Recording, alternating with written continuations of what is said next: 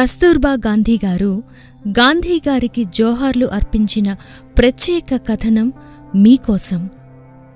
మీ యావజ్జీవిత సహచారిణిగా సహాయకురాలిగా ఉండే మహదవకాశం పొందినందుకు మీకు ధన్యవాదాలు అర్పిస్తున్నాను.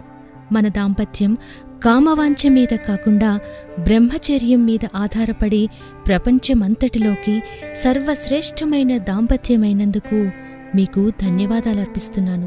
భారతదేశం కోసం మీరు చేపట్టిన జీవిత కృషిలో నన్ను మీకు సమానురాలిగా పరిగణించినందుకు మీకు ధన్యవాదాలర్పిస్తున్నాను.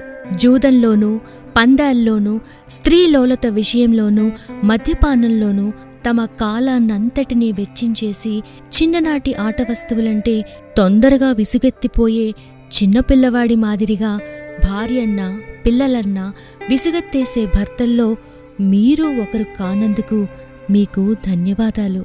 లంచాల కన్నా దేవుడికి దేశానికి మీరు అగ్రస్థానం ఇస్తున్నందుకు, మీకు దృఢ విశ్వాస బలం ఉన్నందుకు, భగవంతుడి మీద సంపూర్ణమైన ప్రగాఢ విశ్వాసం ఉన్నందుకు మీకు ఎన్ని ధన్యవాదాలు చెప్పుకోవాలో.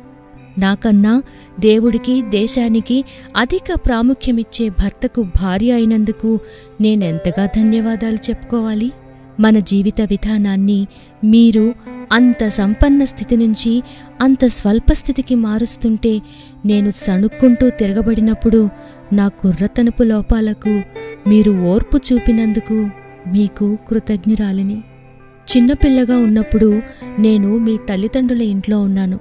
మీ అమ్మగారు గొప్ప ఉత్తమురాలు. ఆవిడ నాకు చక్కని తర్ఫీదు ఇచ్చారు. ధైర్య సాహసాలు గల భార్య ఎలా ఉండాలో, నాకు భర్త కాబోయే తమ కుమారుడి ప్రేమాను గౌరవాన్ని ఎలా నిలుపుకోవాలో నేర్పారావిడ. ఏళ్లు గడుస్తూ ఉండగా మీరు భారతదేశానికి అత్యంత ప్రియతమ నాయకులయ్యారు.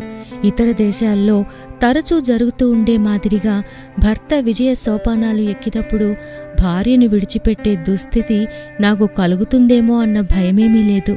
మరణ సమయంలో సైతం మనం ఆలుమగలుగానే ఉంటామన్న సంగతి నాకు తెలుసు.